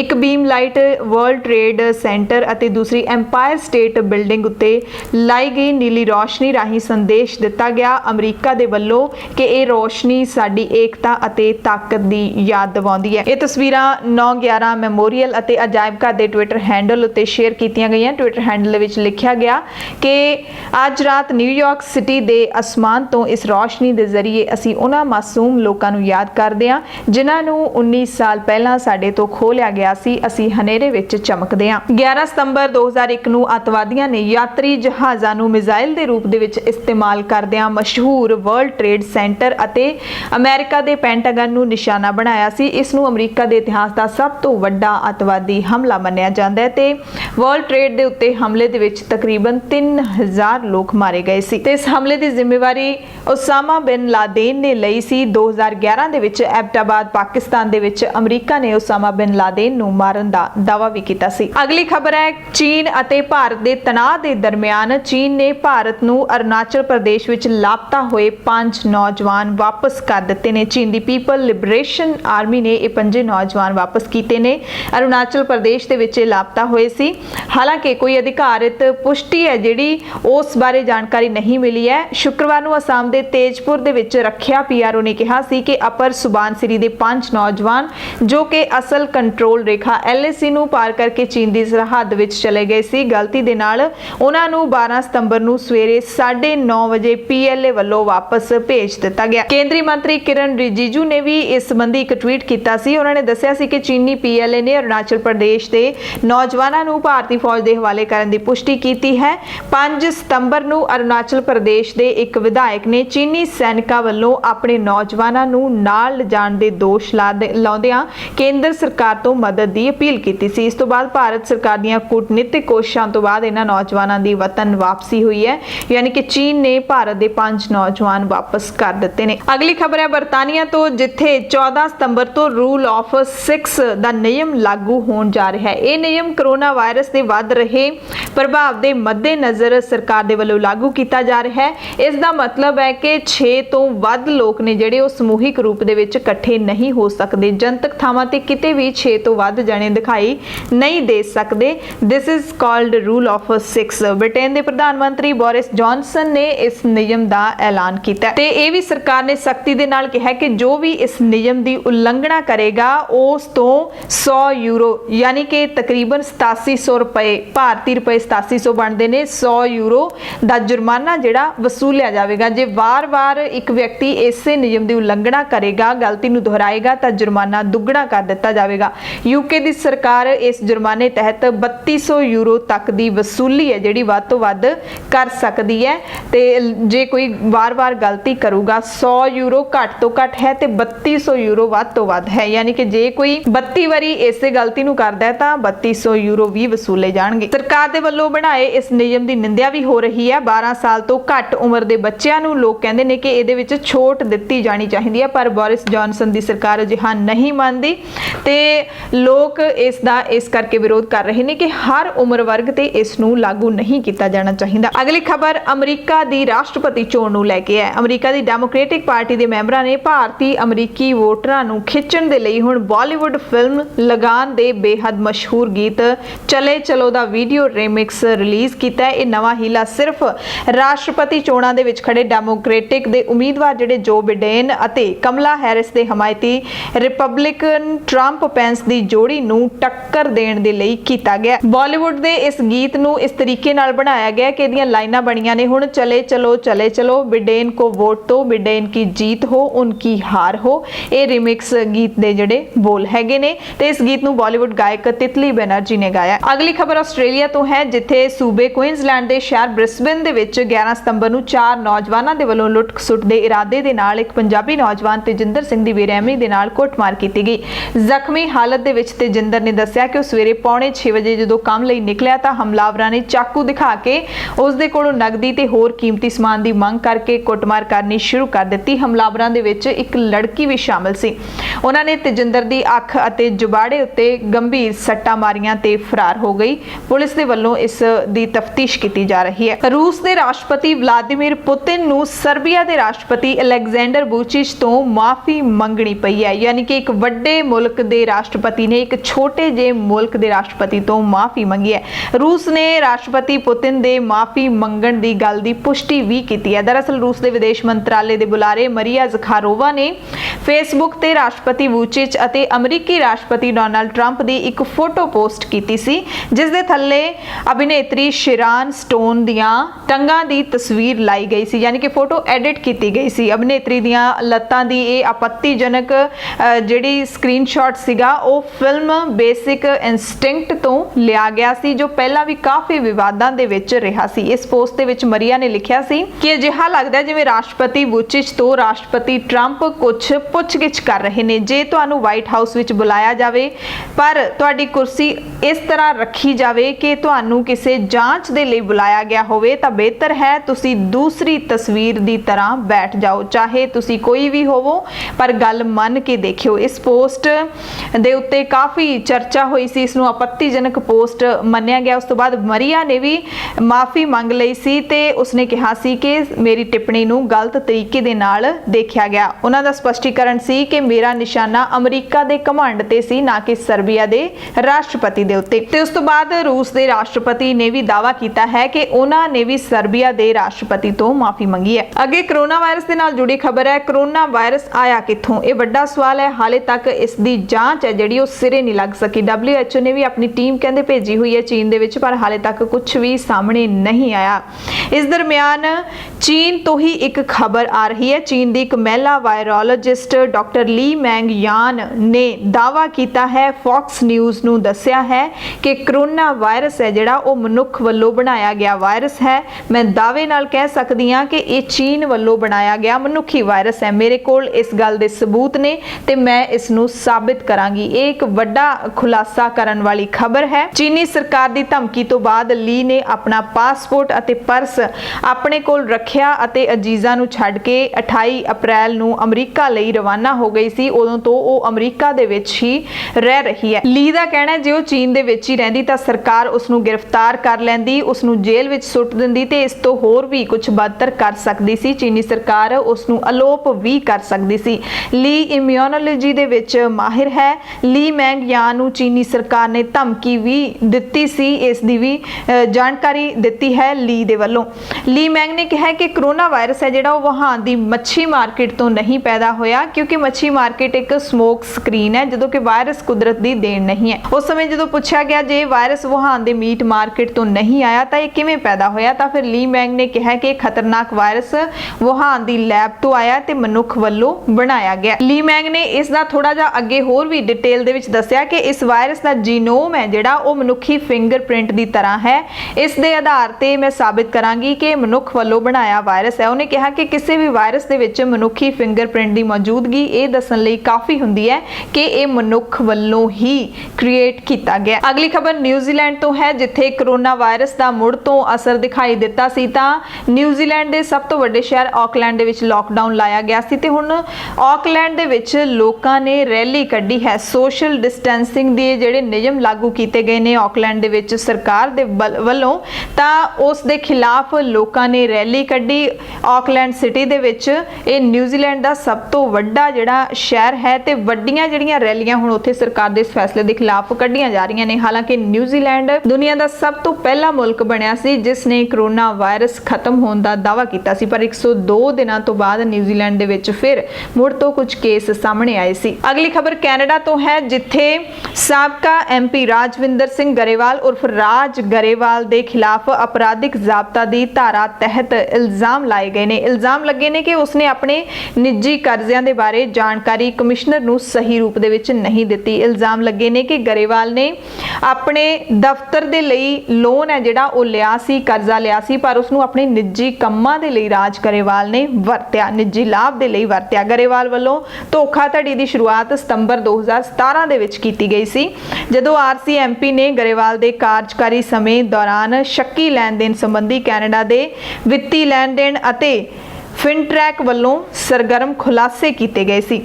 6 ਅਕਤੂਬਰ 2020 ਨੂੰ Grewal Ottawa Ontario court of justice ਵਿੱਚ ਪੇਸ਼ ਵੀ ਹੋ ਸਕਦੇ ਨੇ। ਅਗਲੀ ਖਬਰ ਪਾਕਿਸਤਾਨ ਤੋਂ ਹੈ, ਜਿੱਥੇ ਪਾਕਿਸਤਾਨੀ ਪੰਜਾਬ ਦੇ ਰਾਜਪਾਲ ਮੁਹੰਮਦ ਸਰਵਰ ਨੇ ਡਾਕਟਰ ਅਸਗਰ ਜ਼ੈਦੀ ਨੂੰ ਬਾਬਾ ਗੁਰੂ ਨਾਨਕ ਸਾਹਿਬ ਯੂਨੀਵਰਸਿਟੀ ਨਨਕਾਣਾ ਸਾਹਿਬ ਦਾ ਪਹਿਲਾ ਵਾਈਸ ਚਾਂਸਲਰ ਨਿਯੁਕਤ ਕੀਤਾ ਹੈ। ਪੰਜਾਬ ਰਾਜ ਭਵਨ ਦੇ ਵੱਲੋਂ ਜਾਰੀ ਕੀਤੇ ਗਏ ਹੁਕਮਾਂ ਦੇ ਵਿੱਚ ਕਿਹਾ ਗਿਆ ਕਿ ਡਾਕਟਰ ਅਸਗਰ ਜ਼ੈਦੀ ਜਿਹੜੇ ਕਿ ਸਰਕਾਰੀ ਕਾਲਜ ਲਾਹੌਰ ਯੂਨੀਵਰਸਿਟੀ ਦੇ VC ਨੇ, ਉਹ ਹੁਣ ਬਾਬਾ ਗੁਰੂ ਨਾਨਕ ਸਾਹਿਬ ਯੂਨੀਵਰਸਿਟੀ ਦੇ VC ਦਾ ਵਾਧੂ ਚਾਰਜ ਵੀ ਸੰਭਾਲਣਗੇ।